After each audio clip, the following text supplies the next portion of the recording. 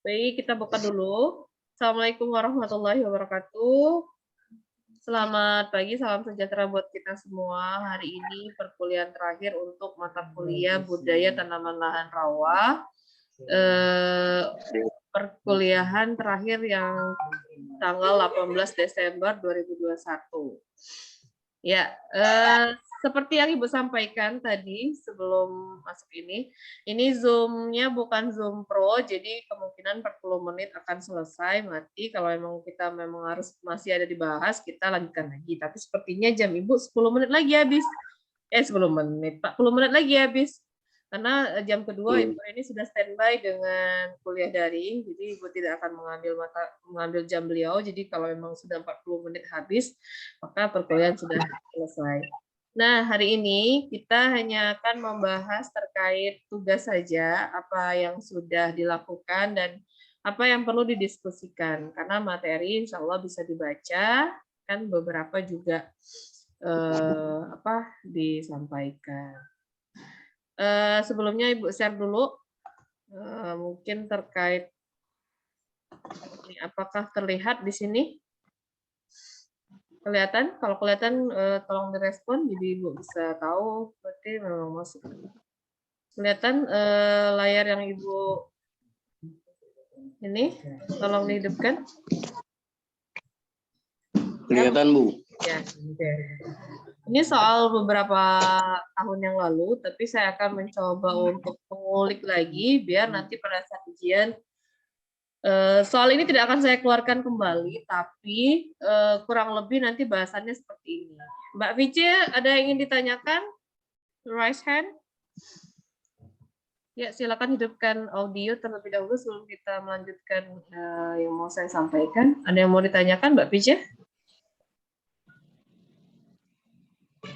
Enggak, Bu. Mau lihat itu aja. Oh iya. Ya, kan kalau angkat tangan berarti ada yang mau ditanyakan. Oke. Ini yang tahun 2016 ya. Jadi Ibu cuma sekedar ingin supaya bisa mengulang-ulang saja. Nanti kita bahas bersama-sama di sini. 40 menit selesai Zoom, maka selesai juga perkuliahan kita. Paling gitu ya. Kita nganuin untuk otak-atik soal aja. Oke. Kalau nomor bagian A ini jawabannya apa? Benar atau salah? Lebak tengahan dicirikan dengan ketinggian genangan air permukaan pada musim hujan di bawah atau sama dengan 50 cm. Jawabannya apa? Benar, Bu. Yang bisa langsung jawab. Jawabannya apa? Benar. Benar. Oke. Ya, kalau lebak dangkal? Di bawah ya, di bawah 50 cm, sedangkan lebak dalam itu di atas 100 cm. Soal kedua, salah satu faktor keberhasilan usaha tadi di lahan rawa lebak adalah hanya iklim atau curah hujan. Benar atau salah? Salah. Ini, Bu. Ya, salah ya. Banyak faktor yang menunjang keberhasilan usaha tani dan rawa ya. Selain kita memperhatikan iklim, curah hujan, tata air juga mempengaruhi. Secara alami, lahan rawa lebak memiliki tingkat kesuburan yang rendah. Benar atau salah? Benar. Benar. Iya, benar. Benar. Dari mana terlihat bahwa tingkat kesuburannya itu rendah? pH-nya rendah, Bu. Ya, pH-nya rendah atau masam, dan unsur hara yang tersedia juga tidak terlalu. Karena kenapa? Karena terjadinya kekahatan atau ikatan si Al tadi mengikat si P supaya dia menjadi tidak tersedia bagi tanah dan khususnya ke unsur hara. Yang keempat, kebanyakan petani saat ini dalam membudidayakan tanaman padi rawa lebak masih mempertahankan kearifan lokal. Benar atau salah? Benar. Benar. Kebanyakan ya saat ini, walaupun sudah mulai mengarah ke teknologi, tapi kebanyakan masih mempertahankan. Drainase adalah kegiatan mengurangi air yang berlebih dan memperbaiki sistem tata air. Benar atau salah? Benar. Nah, Ya, benar ya. Kalau irigasi apa? Tata air saja ya, tapi tidak mengurangi. Ya, jadi sistem tata airnya buka pintu, tutup pintu irigasi. Selanjutnya, salah satu prinsip penting dalam penerapan sistem pertanian di rawa lebah atau pasang surut adalah sistem tata air yang baik. Benar atau salah? Benar. Ya, benar. nah, Benar ya, walaupun banyak sekali pengaruh yang lain, tapi yang lebih mempengaruhi atau prinsip yang penting itu adalah sistem tata air. Yang ketujuh, sifat tanah gambut adalah kering balik. Benar atau salah?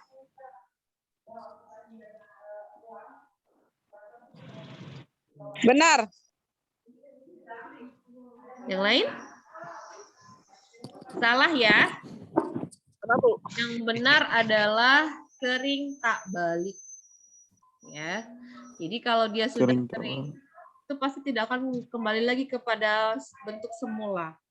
Jadi kalau misalnya kita sudah tahu di situ ada lahan gambut, tanah gambut, maka yang kita harus lakukan adalah mempertahankan atau rewetting kalau istilahnya, membasahi supaya gambut tersebut tidak mengalami kekeringan. Jika sudah terjadi kekeringan, maka dia tidak akan bisa kembali lagi atau dikatakan kering tak balik atau irreversible dry. Ya. Yang kedelapan, teknologi sederhana pada lahan rawa lebah atau rawa pasang surut adalah sistem tata air makro. Benar atau salah? Salah. Harusnya apa? Makro dan mikro. Ya, betul ya. Selanjutnya, saluran tersier adalah bagian dari sistem tata air makro. Benar atau salah? Hukumnya adalah primer, sekunder. Benar. Nah, salah Bu. salah ya. Salah, Bu. Harusnya apa? Tata air mikro ya.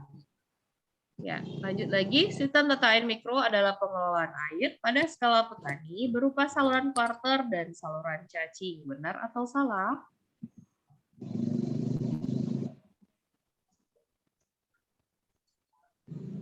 Benar. Ya, benar ya. Oke, mungkin sudah ada yang pernah saya kasih soal kemarin ya. Tapi kan jawab aja, tapi tidak dikoreksi. Jadi harapan saya semoga nanti ini bisa tahu ya jawaban. Misalnya nanti soal ini akan masuk kembali. Baik. Secara penjelasan nanti bisa dilihat sebenarnya lebih kemana penjelasannya. Cuman yang jelas, kalau kita sudah ngomongin lahan rawa, maka kita akan berkaitan dengan lahan rawa lebah dan rawa pasang surut. Dan apa itu penjelasannya? Kalau dilihat dari penjelasan atau pengertiannya, maka yang kita lihat adalah pertama ketinggian tinggi muka air. Kalau terkait pasang surut, maka ada berkaitan dengan tipe luapan. Nah, itu ya. Jadi kata kuncinya seperti itu. Ketika kita menjabarkan, ya tidak perlu sama persis dengan apa yang di materi saya sampaikan atau bahkan tulisan yang ada di internet. Jadi bapak-bapak ibu di sini bisa menjawab itu dengan penjabaran masing-masing. Yang penting kata kuncinya sudah jelas. Artinya ketika kita mengalami, kan kalau lahan rawa lebah dan surut itu memiliki pasti kendala. Nah, bagaimana cara mengatasi kendala itu dan pengembangannya seperti apa? Jadi perhatikan soal dengan baik, jangan asal copy paste jawaban orang lain atau copy paste jawaban dari internet ya. Jadi dibaca kembali. Yang kedua, tipologi. Nah, seperti saya sampaikan, saya pernah menyampaikan materi ini di buku Rawa Pasang Surut, buku Lahan Rawa itu sudah jelas, sudah lengkap. Saya berapa kali ngirim linknya PDF-nya, jadi tolong dibaca semua. Saya ambil soal jawabannya dari situ semua. Terus tipologi lahan rawa lebak beserta apa yang tipologinya dalam artian ini ya, ketinggian tinggi muka air ya. Dan kalau misalnya jenisnya sebaiknya diusahakan apa? Khususnya untuk bidang pertanian. Pertanian di sini bisa saja ke bidang agronomi atau bahkan ke bidang peternakan ya. Selanjutnya, saya buka dulu, guys. Upaya optimalisasi produktivitas lahan di lahan rawa lebak itu seperti apa? Ya. Nah, kalau kita melihat bahwa ketika kita mengetahui bahwa lahan rawa itu memiliki kekurangan atau dari segi kesuburan tanah itu rendah, maka yang kita lakukan optimalisasi dalam memberikan teknologi masukan tinggi seperti pemberian bahan organik atau bahkan pupuk organik gitu ya.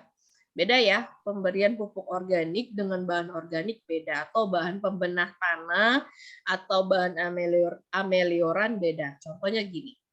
Saya adalah petani yang memanfaatkan jerami padi sebagai bahan organik.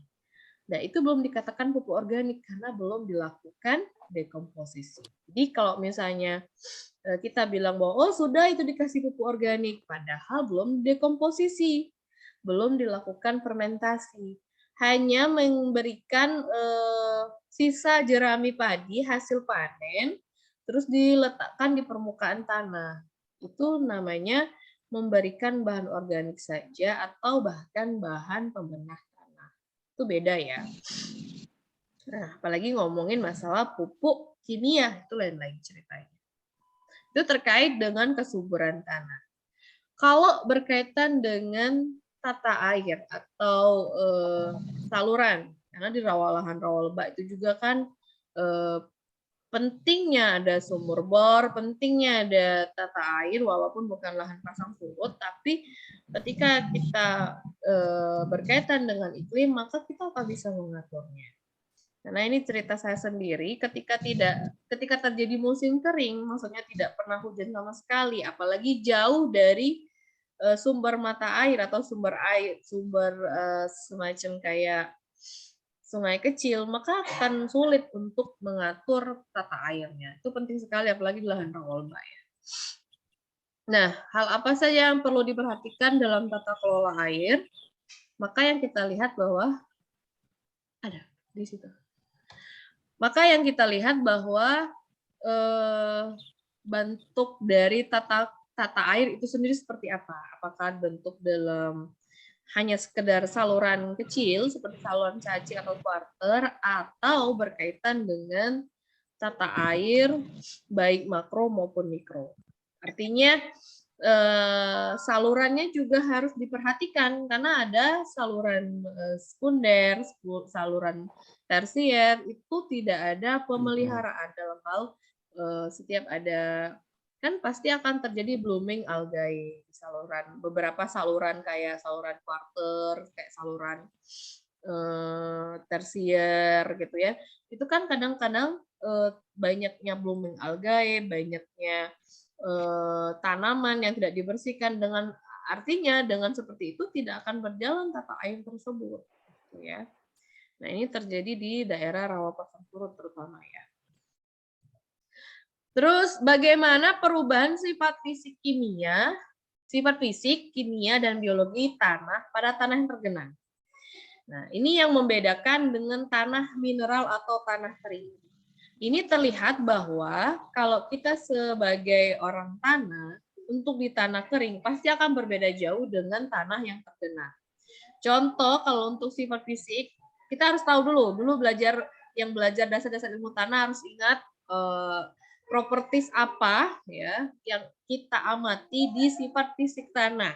Contoh, sifat fisik tanah itu salah satunya pertama tekstur tanah. Kalau tekstur tanah pada tanah tergenang itu didominasi dengan liat, Bahkan mungkin ada juga lempung berliat, liat berdebu dan sebagainya. Tapi lebih banyak dominasi liat dan berliat. Ya. Nah, kalau untuk konsistensi atau strukturnya, kita sudah tahu pasti akan berbeda dengan tanah mineral, baik tanah yang kondisinya suboptimal atau marginal atau tanah yang dalam kondisi tingkat kesuburannya baik. Karena konsistensinya akan lebih kuat dan kalau masalah struktur dia akan lebih padat, gitu ya. Nanti dipelajari lagi tentang dasar-dasar ilmu. Saya akan cerita sedikit saja ini, nanti penjabarannya kalian sendiri bisa dibaca di buku ya, terutama buku dasar-dasar tanah. Nah, sekarang sifat kimia. Kalau pada tanah tergenang, sifat kimianya akan berhubungan dengan pH tanah. Jadi pH tanahnya itu akan berkaitan dengan tingkat keasaman atau tingkat kesuburan. Nah, itu dijabarkan berkaitan tentang apa. Nah, dari situlah kita akan bisa melihat, oh ternyata tanah tergenang ini rata-rata itu kondisi pH tanahnya di bawah 7. Dalam artian itu masuk dalam kategori asam. Nah, untuk ornamen sifat kimia lainnya selain pH tanah itu adalah sifat warna tanah. Warna tanah yang ada di tanah tergenang itu pernah ya waktu mungkin ada yang pernah ke lapangan ya walaupun di sini tidak ikut praktikum sama saya di kelas, tapi paling tidak ketika kita melihat warna tanah yang tidak tergenang dengan yang tergenang itu akan mengalami perubahan warna. Yang jelas di mana-mana kalau baju atau apapun yang direndam terlalu lama, maka warna tanahnya akan memudar. Nah, sama tanah juga seperti itu. Maka tanah akan berubah warna lebih banyak kecenderungan ke warnanya abu-abu, lebih banyak ke lebih pucat, abu-abu pucat seperti itu. Itu menunjukkan ya. Jadi kalau kita ngomongin masalah warna tanah, semakin pekat gelap berarti menunjukkan bahwa tingkat kesuburannya juga baik. Tapi tidak bisa menjadikan dasar. Itu hanya dasar sementara kita saja. Itu harus dilakukan uji lebih lanjut di laboratorium terkait tentang unsur hara yang ada dalam tanah tersebut. Cuman kalau untuk di lapangan, uji di lapangan, maka itu dikategorikan tingkat kesuburannya rendah. Semakin terang warna, menunjukkan semakin marginal tanah tersebut. Tapi juga sekali lagi, tidak bisa menunjukkan dasar sebagai dasar jelas ketika kita bilang sama petani bahwa ini kesuburannya rendah. Kita harus melakukan uji laboratorium terlebih dahulu. Sama seperti seorang dokter, kita tidak bisa mendiagnosa secara cepat langsung tanpa adanya catatan-catatan kecil. Ini kenapa? Pasti kita nggak bertanya dulu kan. Ini dulunya daerah apa, pernah terjadi apa dan sebagainya. Baru kita bisa melakukan uji lanjut di laboratorium dan sampai akhirnya ketemu hasilnya, baru kita bisa mendiagnosa. Oh ternyata memang benar kesuburan tanah di tanah ini rendah. Ya, tidak semudah itu untuk kita bisa ini. Tapi ya berdasarkan pengalaman biasanya kebanyakan rata-rata memang tanah yang tergenang atau bahkan masuk dalam kategori rawa lembah atau rawa pasang surut itu masuk dalam kategori kesuburan tanah yang rendah. Makanya kadang-kadang selain tata air juga harus ada teknologi masukan tinggi, salah satunya dengan memberikan bahan amelioran atau bahkan pupuk organik yang sudah dibuat dengan teknologi. Lanjut lagi, biologi tanah. Untuk sifat biologi tanah yang merupakan tanah tergenang, maka itu akan berkaitan dengan makrofauna dan mikrofauna. Selain itu pula berkaitan dengan bahan organik tanah. Kalau tanah yang berada di lapisan topsoil atau lapisan teratas, itu untuk tanah yang tergenang masih bisa dalam kategori bisa dipakai. Tapi kalau sudah masuk ke dalam kedalaman lebih dari lapisan olah tanah, maka dia akan berhubungan dengan, sekali lagi ya, banyak makro dan mikrofauna yang nanti tidak bisa berkembang dengan baik di dalam tanah. Beberapa penelitian dari para peneliti ya menunjukkan bahwa bakteri atau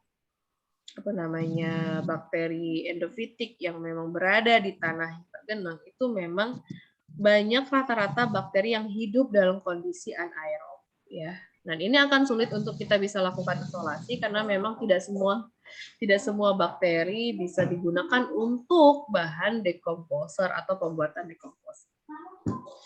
Selanjutnya, apa manfaat pengembangan irigasi atau optimasi air irigasi pada lahan rawa lebak itu atau pasang surut yang menggunakan teknologi sederhana? Dalam artian tidak optimasi dalam artian pintu irigasinya tidak dilakukan dengan teknologi yang baik ya, gitu ya. Dan apa manfaat pengembangan irigasi itu sendiri? Itu bisa dijelaskan berkaitan dengan tanah atau kandungan pirit yang ada di lahan tersebut.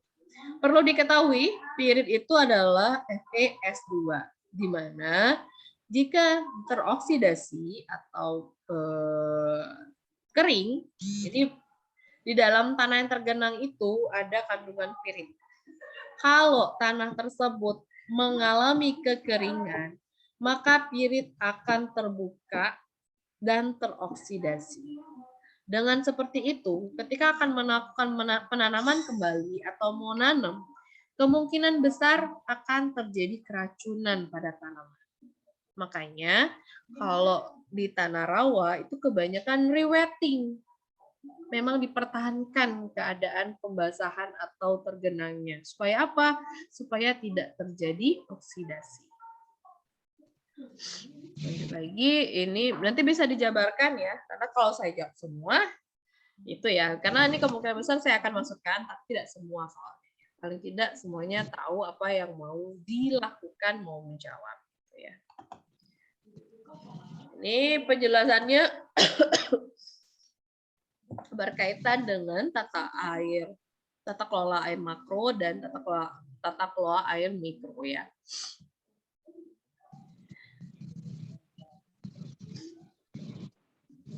Ya. Terus apa nih? Nah, ketika kita bilang tata air makro, maka berhubungan dengan nama saluran yang bernama saluran primer, saluran sekunder. Kalau sedang ngomongin tata air mikro, maka akan berkaitan dengan quarter dan tersier dan quarter. Masuk juga kategori saluran cacing adalah bagian dari quarter atau saluran kecil ya, setelah dari quarter. Nah, apa nama jenis tanah yang memiliki ciri khas kandungan bahan organik yang tinggi? Jadi ada beberapa jenis ordo yang kita ketahui yang ada di beberapa jenis tanah yang memiliki kandungan bahan organik.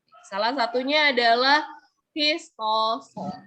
Histosol adalah tanah dengan ordo memiliki jaringan atau histik. Makanya akan berkaitan juga dengan tanah gambut, di mana gambut merupakan tanah yang terdekomposisi secara tidak sempurna karena terjadi penggenangan yang cukup lama. Ketika kita ambil, maka kemungkinan besar masuk dalam kategori ordo histosol. Nanti dicek lagi beberapa jenis ordo, ya. Nah, ini pendapat kita masing-masing sesuai dengan proposal yang kita buat. Nah, ini kan kalau kemarin belum buat proposal, biasanya saya membuat soal tentang proposal masing-masing. Siapkanlah, kalau nggak ada proposal, maka tidak bisa menjawab pertanyaan paling terakhir. Ya, saya tidak memberikan kisi-kisi, saya hanya menjelaskan ini. Kemungkinan besar soal-soal ini akan masuk kembali, tapi tidak semua. Jadi ketika akan menjawab soal, saya rasa tidak perlu lagi nyari di internet, tinggal aja cari ngembangin kata-kata, karena sudah tahu apa yang harus dijawab. Karena kemarin sudah pernah menjawab ini ya, kalau nggak salah di kelas. Pas ini ya, pas kuliah ya. Oke, kita diskusi saja. Waktu saya masih 15 menit lagi terkait proposal. Saya stop share dulu ya. terkait proposal dan terkait soal yang sudah saya sampaikan tadi. Mungkin ada yang mau didiskusikan. Jadi ini terakhir 4 orang ini ya, saya akan absen dulu.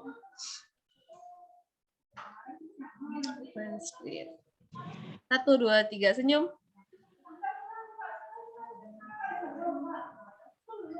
Oke, kita pindahkan dulu. Ya, nanti absen yang ada itu selain dari absen Google Form, saya juga akan mengambil dari absen ini karena kan sedikit ya, jadi mudah sekali saya ngecek absennya. Bentar ya, saya pindahin dulu. Tiba-tiba full aja ini, nggak tahu kenapa. Padahal tadi nggak apa-apa. Oke, selesai. Ya, 1 aja lah, nggak usah banyak-banyak, penuh nanti handphonenya.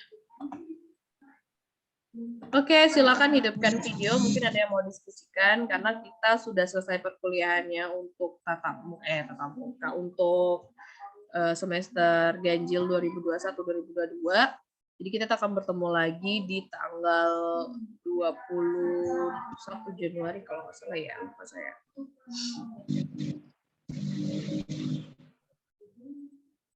Ya, jadi kita sudah selesai perkuliahannya. Jadi kalau ada pembahasan lebih lanjut terkait proposal, harapan saya sebenarnya proposal itu harus sudah dimulai atau sudah dibuat. Jadi bisa konsultasi sama saya 22 ya Januari ya. Bisa konsultasi 22 tanggal 15 Januari. Bisa didiskusikan. Oke, saya stop share dulu. Stop